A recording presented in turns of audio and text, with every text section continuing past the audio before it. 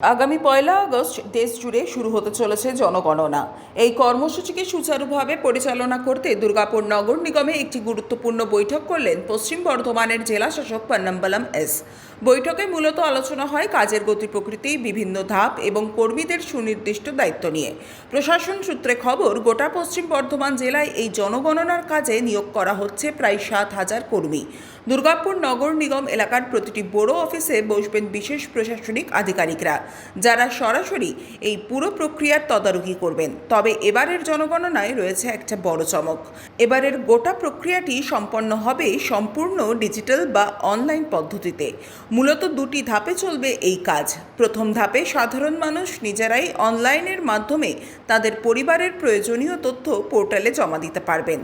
আর দ্বিতীয় ধাপে প্রশিক্ষিত গণনা কর্মীরা বাড়ি বাড়ি গিয়ে সেই জমা পড়া তথ্যের সততা যাচাই করবেন এবং প্রয়োজনে সেখানে সংশোধন বা নতুন সংযোজন করবেন। এই মুহূর্তে আমরা আমাদের যেটা বলা হয় পোলিং, যেরকম ইলেকশনে পোলিং স্টেশন থাকে, সেন্সাসে হাউস লিস্টিং ব্লক বলা হয়। হাউস লিস্টিং ব্লক মানে একটা ব্লকে প্রায় 800 পপুলেশন থাকবে, এটাকে একটা ব্লক ধরা হয়, ধরে ওটাকে সেন্সাস ইউনিট হিসাবে ধরা হয়। একটা হচ্ছে দুর্গাপুর মিউনিসিপ্যাল কর্পোরেশন এবং পুরো পশ্চিম বর্ধমান জেলায় এই সুপারভাইজার এবং এনুমারেটর ট্রেনিংটা আমরা শেষ করব। এই গোটা সেন্সাসটাই হচ্ছে পেপারলেস, কোনো কাজ পেপারে হবে না, সবগুলো আলাদা অ্যাপ আছে, অ্যাপের মাধ্যমে তথ্যগুলো তুলতে হবে এনুমারেটরদেরকে।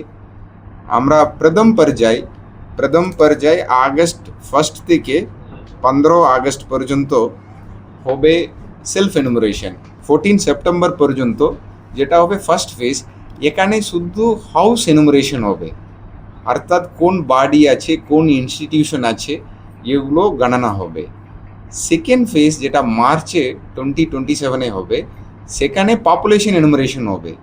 পপুলেশন এনুমারেশন এবং আপনার কাস্ট সেন্সাস, এই দুটোও মার্চ 2027 হবে। গোটা জেলাতে 4,917 প্রায় 5,000 হাউস লিস্টিং ব্লক হচ্ছে গোটা জেলায় এএমসি।